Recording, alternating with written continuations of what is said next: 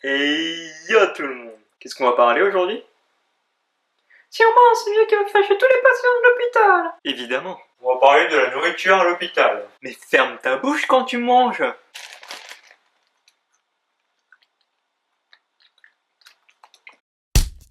Premier jour de chimio. J'ai la nausée.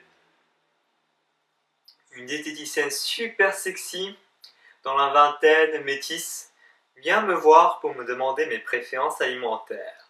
Je lui dis ce que j'aime, ce que je n'aime pas, mais je ne m'attendais sûrement pas à un putain de cassoulet dès le premier jour. Non mais... elle aurait pu au moins mettre une soupe pour que j'avale quelque chose. Non, fallait que je souffre encore plus. Juste pour vous situer le contexte, tous les plats sont cachés sous une cloche en aluminium, et on ne peut pas les voir. Ça fait un petit effet de surprise comme dans le restaurant de luxe. Monsieur, voici votre lasagne Findus au chien semi-décongelée sur son lit de sauce tomate bien vue, accompagnée de sa salade verte dont le paquet a été ouvert depuis 3 jours. Je vous souhaite un très bon appétit. Alors qu'en vrai, c'est plutôt Monsieur Yamada.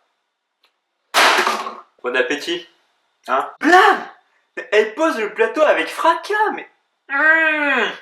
L'effet de la cloche, ça fait un effet de surprise, mais surtout un effet de bombe à retardement.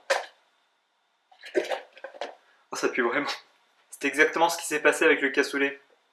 Je ne savais pas ce qu'il y avait en dessous, et là j'ouvre sans trop savoir ce que je faisais. Une fumée blanche sort du plat et attaque mon nez. Je ne me sens pas bien, j'ai la nausée, je vomis. Je vomis devant la diététicienne. Oh bordel.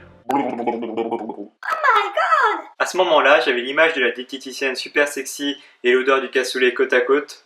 Je peux vous assurer que toute tentative de séduction est anéantie à cause de ce contraste. Bon, si c'était que ça, ce n'est pas grave. Par contre, le goût de la bouffe à l'hôpital, ça ce n'est pas possible. C'est pas que le goût était mauvais, c'est qu'il n'y avait pas de goût. Aucun goût. Même pour les omelettes, ils diluaient les œufs avec de l'eau.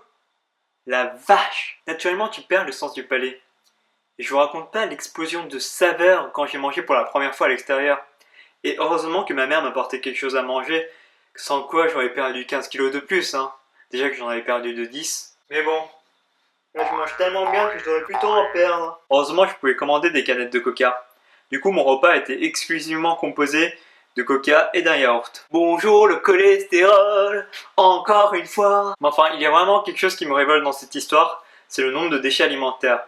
Ça me faisait vraiment mal au cœur de voir toutes ces assiettes partir à la poubelle. Tout ce que je demande, c'est une bonne soupe aux légumes. Pas besoin d'entrée plat dessert. Une bonne soupe. Je ne parle pas bien sûr de la soupe protéinée au goût de l'eau. Hein. De toute façon, les patients durant la chimio n'ont même pas la force de mâcher. Et en plus, on a souvent la nausée, donc pas besoin de boudin noir ou du cassoulet.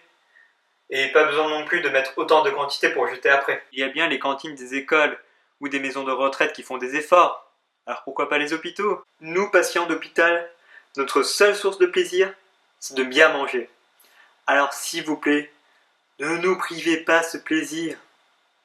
S'il vous plaît. La bouffe, c'est sacré, putain!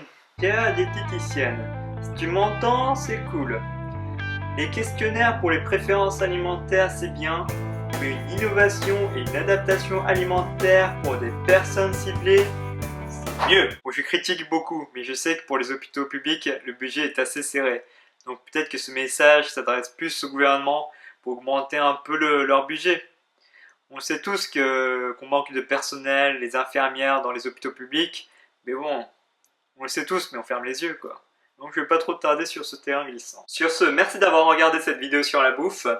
Mangez sainement, mangez bien pour garder la bonne santé, c'est la méthode qu'il faut appliquer. Je vous dis à la semaine prochaine sur le sujet de la morphine. Allez, à la semaine prochaine, matalaïche!